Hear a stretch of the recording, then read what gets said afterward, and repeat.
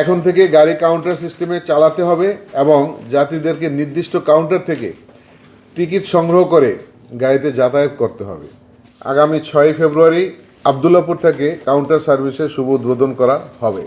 এ মাসের মধ্যেই অন্যান্য রুটসমূহে কাউন্টার ভিত্তিতে গাড়ি পরিচালনা শুরু করা হবে। স্টপেজ ছাড়া যাত্রী ওঠানামার কারণে সড়কে বহুলাংশে যানজট ও বিশৃঙ্খলার সৃষ্টি ও দুর্ঘটনা সংঘটিত হচ্ছে।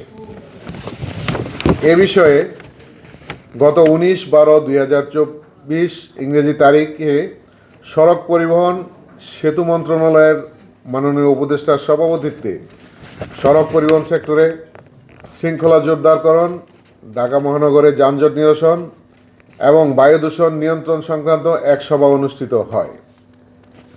উক্ত সভায় সিদ্ধান্ত হয় যে গাড়ির মালিকগণ গাড়ি চালকদের সাথে ট্রিপ ভিত্তিক চুক্তি না করে পাক্ষিক/মাসিক ভিত্তিতে চুক্তি সম্পাদন করতে হবে। টিকিট/কাউন্টার ভিত্তিতে অর্থাৎ ই-টিকিটিংয়ের মাধ্যমে এবং কাউন্টার ভিত্তিতে চালকগণ গাড়ি চালাবেন।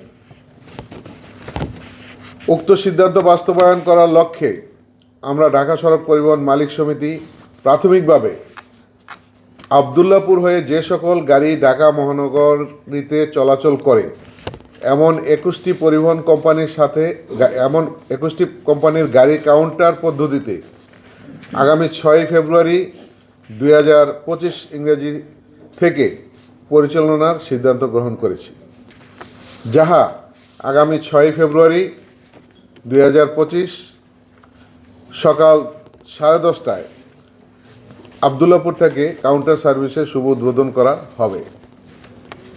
এ মাসের মধ্যেই অন্যান্য রুটসমূহে কাউন্টার ভিত্তিতে গাড়ি পরিচালনা শুরু করা হবে। এখন থেকে গাড়ি কাউন্টার সিস্টেমে চালাতে হবে এবং যাত্রীদেরকে নির্দিষ্ট কাউন্টার থেকে টিকিট সংগ্রহ করে গাড়িতে যাতায়াত করতে হবে। নির্দিষ্ট স্টপেজ ছাড়া গাড়ি দাঁড় করানো যাবে না এবং যাত্রী উঠানো যাবে না। এ বিষয়ে শুধু যাত্রী সাধারণকে অনুরোধ করা যাইতেছে যে তাহারা যেন নির্দিষ্ট কাউন্টার থেকে টিকিট সংগ্রহ করে গাড়িতে যাতায়াত করেন। আমরা আশা করি আমাদের এই প্রয়াসে ঢাকা মহানগরীতে যাতায়াতকারী শুধু যাত্রী সাধারণের যাতায়াত ব্যবস্থা আরও সুগম হবে।